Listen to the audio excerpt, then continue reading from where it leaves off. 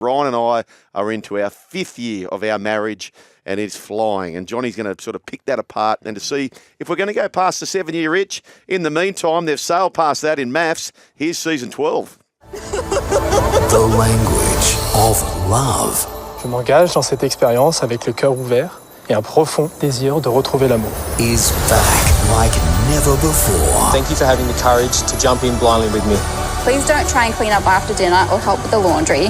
I want this experiment to work for us, and I'm going to give you my all. I also don't have any intentions of doing an OnlyFans account. The fact that you're standing here with me already gives me hope.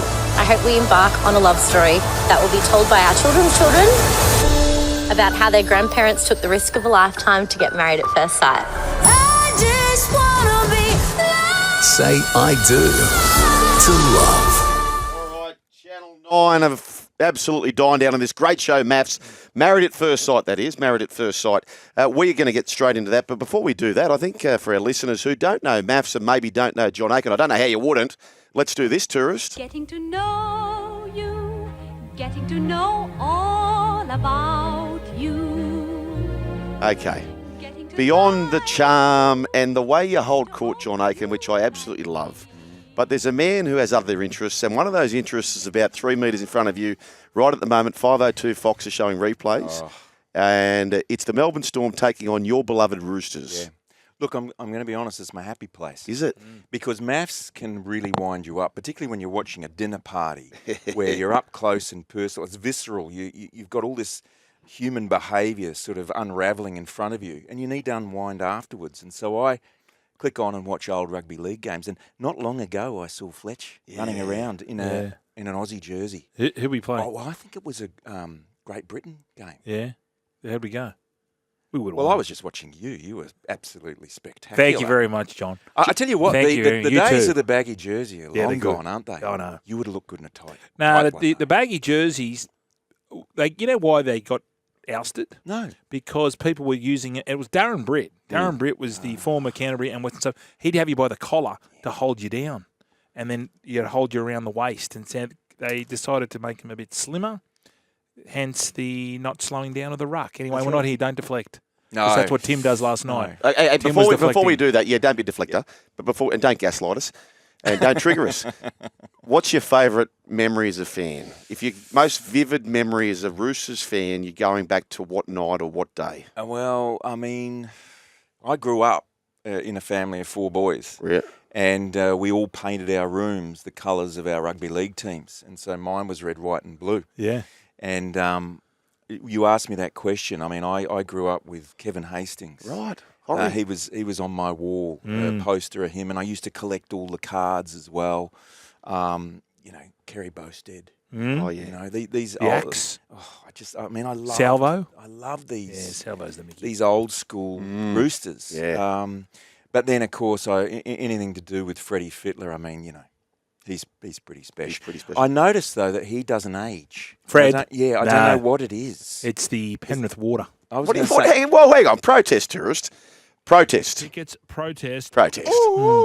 How dare you come into this studio with the audacity of the gall that's buried in the hide to say that our man Brad Fittler doesn't age? You are the Benjamin Button of TV. Have a look at you, mate. Your Warwick Farms. Your chest. Now, let's be honest here. Now, let's be honest. You're living in the eastern suburbs. No, but I go there frequently. I know. Brian, how good does he look? Yeah, are you on the peptides? No, because that's a big go. That's a big go. I have heard that it's it's going around in the east. You're a doctor. No, I never got to that doctor level. Clinical psychologist. Have you got any friends who are doctors? I do. Could you get scripts off them? Oh, Brian. No. Okay, fair enough. No. Let's get into it, sugar. No, hang on. No, I want to get in. I'm rather know more about this man. There was one year. Tim the fat dog. You ran the longer hair. I didn't like that, the facial hair. What year was that? It was a couple of seasons ago. Look, I've been in and out of different phases. I've had hair that was very high. High hair. No, you're top of your game right now. A lot of product. Your pants were high at one stage. You were going through that phase. Yeah, and then, of course, the stubble came on and I went too far. You went too far. You go too far because, on Twitter, now X, they'll call you out as being a homeless man or, your hair's ridiculous. It's become more, ring the 80s. They want their hair back. Do you get much hate? Do you get much trolling? Oh, sure. Yeah, Do you like yeah, the trolling? I've come to sort of roll with it now because you get a thick skin. That's right. You laugh about it. What's it mainly? Looks, appearance. Really? Yeah, that can be one. They see me as an actor, someone who's fake. They have a go at me for, always wearing dark colours, because you never really see me in anything light, because I kind of try and be a bit, I'm sort of the bad cop on the couch. Oh, okay. I didn't know. Oh, do they dress you like that as the villain? Well, I'm not so much the villain, but I'm kind of that guy that sits on the couch in dark clothes, and I call out bad behaviour. You do, because Alessandro, is that her name? Alessandra. She's always in the exotic bright colours. Absolutely. Which suits her personality. Oh, good cop. And same with Mel. Yeah. Are they in relationships, both of those women? Mel is married. Alessandra, I'm not sure. No, she was single, but I don't know because she lives in Puerto Rico. Mel is in London. But last time I spoke to Alessandra, she was single. Okay. Well, it'd be hard trying to date an expert, I'd imagine. Well, yes and no. I mean, experts do get it wrong a lot. And so we're Present company excluded? No. My wife constantly tells me. You got it wrong. Well, I tell you what. But what I don't do is gaslight her. No. None of that. You got a couple wrong. Now, tell me this. Honesty. I need honesty here. Did you not know that two of those couples had previously met? In fact, one of those couples had previously met and previously porked because they were part of the run club. And when they run, they run and then they pork. Did you know that? No. It was genuinely a shock to us because we specialise in matching strangers. Yeah. And so when both of them knew each other, both couples, it's like, what do we do here? But the thing is, when you're matching, you find out about their backgrounds, but only their significant relationships. So their rendezvous, their flings, their one-night stands, you're not going to find out about any of that. And so you literally are finding out on the day when they walk down the aisle and lock eyes, oh, hell, they know each other. How many people apply? About 12,000 every year. Is that 6 and 6 or more women, more blokes? It's generally more women than men, but over the years, what we've found is that there's a greater number of men now wanting to get on board. Yeah. Whereas it was really hard early on in the early days getting men to apply. Okay, out of those 12,000, percentage of who just want to be famous, can you when they rock up, do you go, I know, you're not getting on? Well, you do get to sense that, but what I would say now is that most of them now are very happy with the camera. They do like the spotlight and they want to be famous, but they also want to find love. And you've got to have that combination. The fact is, when we first started out 10 years ago, social media wasn't around. No, that's right. So it wasn't a big thing. Whereas now we've got to accept the fact it's OnlyFans, it's influencing, it's trying to get a podcast up. Yeah. So we know that that's a fact. But do they want to find love? And what's really compelling about it is that these guys, generally speaking, are terrible at relationships, but they don't know why. Well, you hammered Eliot last night, which I loved. Yeah. Eliot, 1L, 1T. That was a big clue right there. Because he's bailed. Will we see him come back? Well, there's a lot of rumour around him coming back. There are Can he come back and maybe try his Switcheroo? hand? Yeah, switcheroo down the short side. Boom. Can he do that? Oh, I like that. Yeah. Because Rugby League reference. Yeah, I like that. I like that. Yeah. I think there's a good chance that they could go the blind side. Oh, yes. Take off. Really? Oh, show and go. Show and go. I like that. I like that. And maybe what not a great show. And maybe not just him. Oh. Okay. Yeah. Let's do this then. So we've had 12 years. Is our 12th year? 12th season. 12th season. How many couples have gone through? Per year, you mean? Per year? Yeah, we've got, it's varied over the time, but I think I was reading something that it's over 100 couples. 100 couples. We've had 5 stay together. Okay, that was my question. So 5%. Yeah. He's hang on. the numbers, man. Yeah. So when you say 5%, that's pretty bad. Hang on. Great. Hang on. So that's 5% who are still together. Yeah. But what would be a par score for you guys when you get to the conclusion of a show? You aren't magicians, and you are dealing with people who have had a history of not being successful in this department. What would be a nice percentage as experts to get over the line come the conclusion of the show? So 20%, 25%? Well, we don't look. If I'm totally honest, we don't look at the numbers. No. Because, it's not a great strike rate. What we're looking at is when they go through the experiment, whether they stay together or not, have they learned something? So if I'm leathering someone like Eliot, what I'm wanting to see, whether he finds true love or not, has he actually stopped and looked at himself and can he turn it around? And a number of them can't do that. They live in their own world and they're just going to keep doing the same old patterns. But some of them do. So that's what we focus on more, those ones that have changed. We do, but look, there's always got to be love every year. Somebody's got to get over the line. That's right. Looking forward, I know you can't give us too much information, but is there a stink at a dinner party? Is there a glass thrown? Is there wine thrown?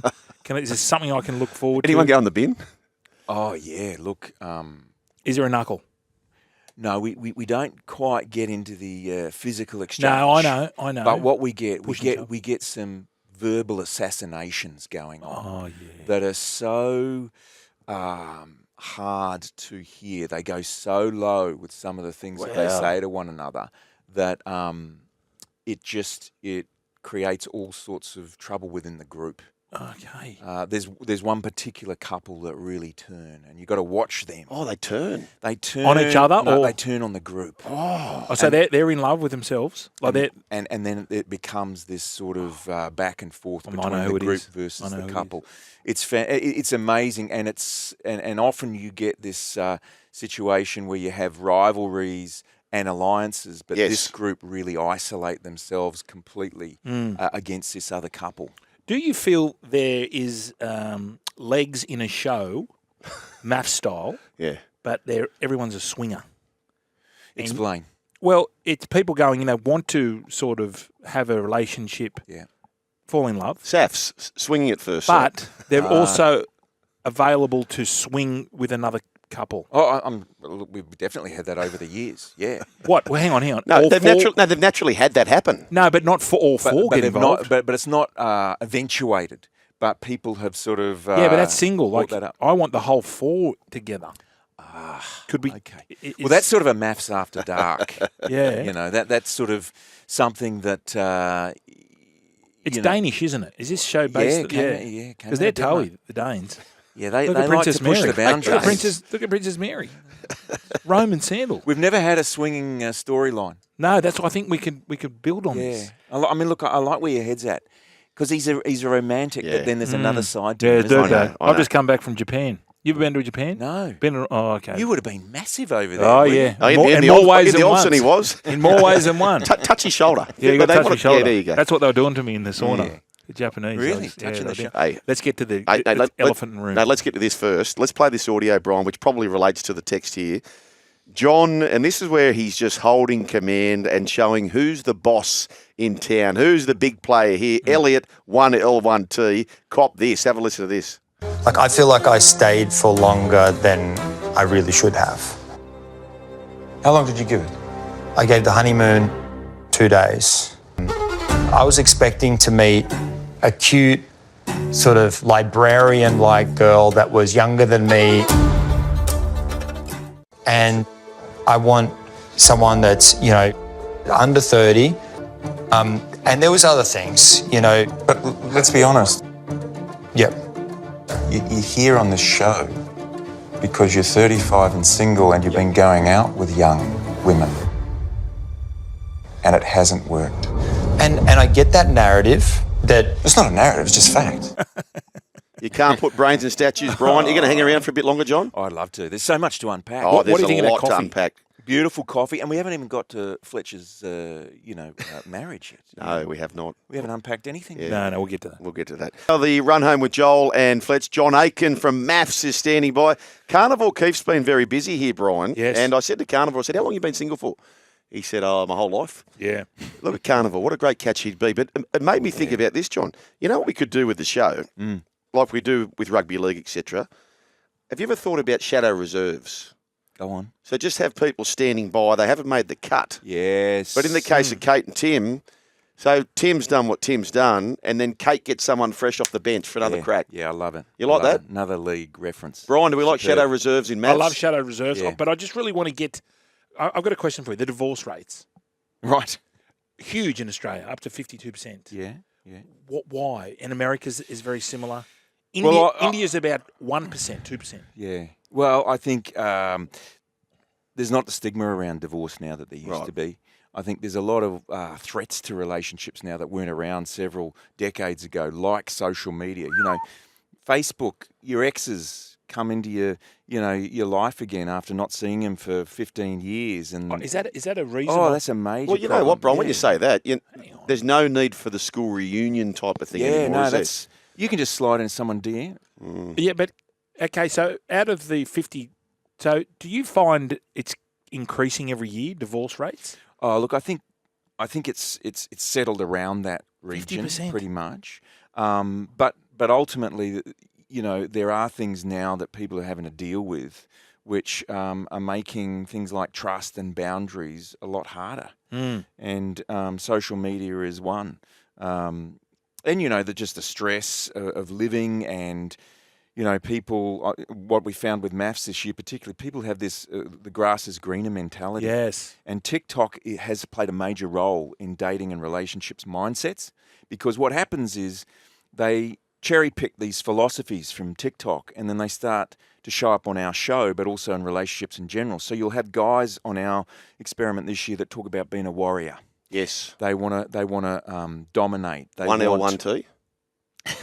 He's one that has a very traditional take on the whole male What do you role. mean by a warrior? Well, they say things like, I want a woman with no ambition. I need her to serve me. I want to make all of the decisions. Hang on, is this Eliot or Gordon Tallis? But then you've got the other side of it as well, where you've got the trad wives. But when this guy's doing this, yeah. And you're the expert, are you saying, in part of your brain's going, I know this bloke's going to be good for TV?